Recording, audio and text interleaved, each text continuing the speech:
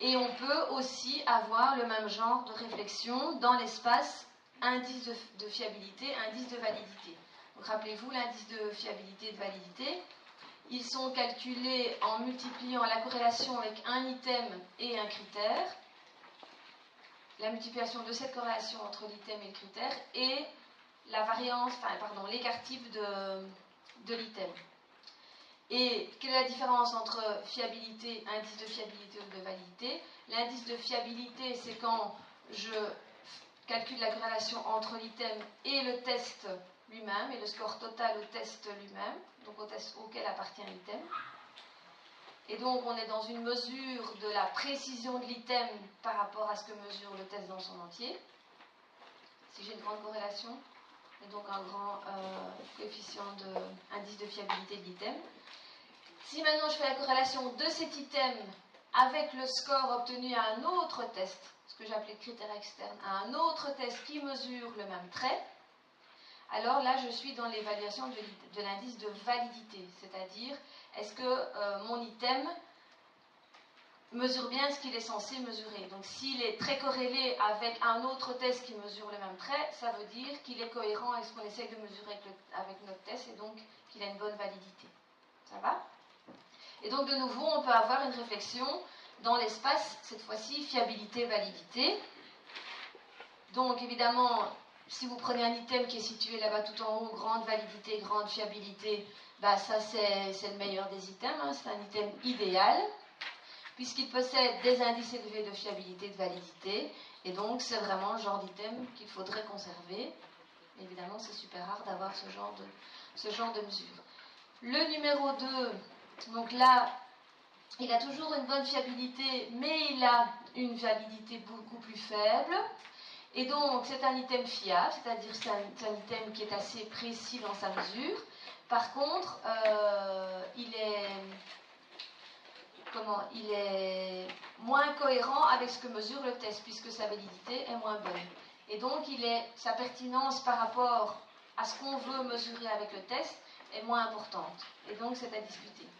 Ok, il est bon dans la précision, et il va contribuer à la précision du test, de ce que mesure le test, mais il est moins valide, ça veut dire qu'il est moins en cohérence avec ce que le test essaye de mesurer. Donc peut-être qu'il ne mesure pas tout à fait ce que le test essaye de mesurer,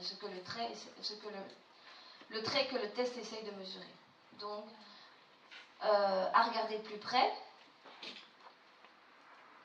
L'item numéro 3, mais là vous voyez qu'il n'a pas de validité du tout, validité ou en tout cas elle est très faible, donc item sans validité. Si la fiabilité était le seul souci donc si on ne se basait que sur la fiabilité, s'il n'y avait que ça qui nous intéressait dans l'évaluation des items, alors on pourrait le conserver.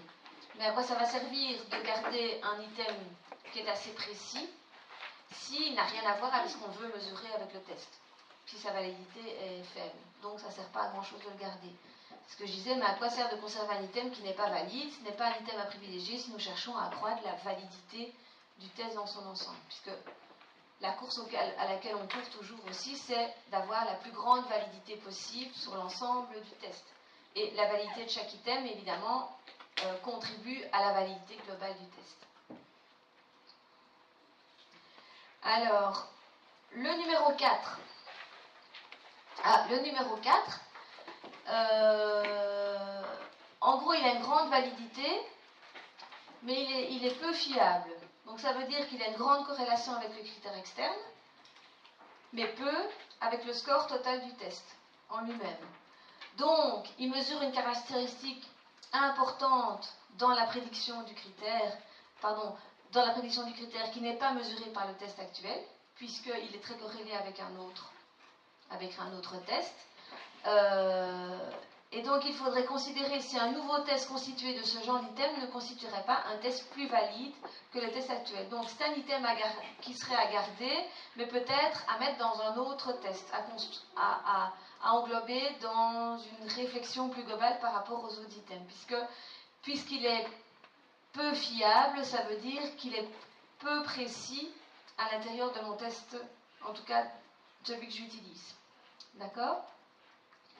Et donc l'autre solution serait de créer 2 sous-tests, chacun mesurant des caractéristiques différentes et indépendantes du critère. Donc le critère, c'est ce que j'essaye de mesurer avec mon test. Hein. Et donc il pourrait faire partie d'une sous-épreuve avec d'autres items, mais pas dans l'item complet, puisqu'il a une très mauvaise fiabilité dans ce cadre-là. Parce que donc il ne faut pas oublier que l'indice de validité de fiabilité, c'est une mesure que l'on fait d'un item par rapport à la globalité du test. Le numéro 5, le numéro 5, il est un peu comme le numéro 4, sauf qu'il est moins valide. Donc il faut aussi réfléchir. Non seulement il est un peu plus précis, mais il est beaucoup moins valide, donc pas un super bon item à garder. Et alors, le numéro 6, c'est le prototype même de l'item qui ne sont d'aucune utilité, puisqu'il n'est pas fiable et il n'est pas valide. Donc là, c'est vraiment l'item à rejeter.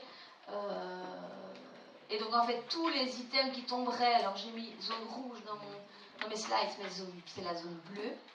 Elle est devenue bleue. Tous les items de la zone bleue devraient être rejetés, ou en tout cas révisés en profondeur, parce qu'ils constituent une perte de temps, puisqu'ils contribuent très peu à la précision, à la pertinence du test. Donc quand on dit une perte de temps, ça veut dire que les sujets perdent du temps à y répondre, alors qu'ils ne contribuent ni à une validation par rapport à la mesure du trait, et qu'en plus il n'est pas précis dans la mesure. Donc tous ceux qui sont dans la zone bleue qui est là seraient en tout cas à réviser, si pas à rejeter. Oui. L'idéal, c'est quoi dans le Non, l'idéal, c'est en haut à droite. En haut à droite. Celui où il y a le 1. Et puis, donc, ce que je vous disais au début du cours, il n'y a pas de décision blanc ou noir. Donc, c'est un peu, de nouveau, c'est aussi à voir dans la globalité des autres items, de l'objectif que l'on poursuit en construisant l'outil, etc., etc. Donc, c'est pas, je ne peux pas maintenant vous dire, ça c'est blanc et ça c'est noir. C'est à réfléchir en fonction de l'ensemble du test qu'on utilise. Voilà, donc ça termine la partie sur l'évaluation des items en particulier. Et on va passer à la partie, un petit bout sur l'évaluation de la fiabilité globalement. Donc comme je vous ai dit, j'ai pas suffisamment, entre guillemets, d'heures dans le cours pour voir chacune des étapes de construction du test de manière très détaillée. Donc, je vous ai expliqué chacune des étapes en quoi elles consistaient. Et puis, j'ai fait des focus sur 2 parties qui me semblent importantes dans cette séquence d'étapes pour la construction d'un test, qui sont l'analyse des items. Ça, c'est tout ce qu'on vient de faire juste ici. Et il y a une autre étape qui me semble importante, sur laquelle je voudrais bien m'appesantir un petit peu maintenant, c'est la partie sur l'analyse de la fiabilité globalement. Pourquoi ? Parce qu'on a déjà entamé ça dans le cours d'introduction à la mesure, et à un moment donné, dans le cours d'introduction à la mesure, je vous ai dit, attention, il existe d'autres choses, on verra en bac 3, mais donc on y est, on est en bac 3, et donc on va voir ce bout-là. L'analyse de la validité globalement, on en a aussi longuement parlé pendant le cours d'introduction à la mesure. Il n'y a pas d'autre chose vraiment à y ajouter.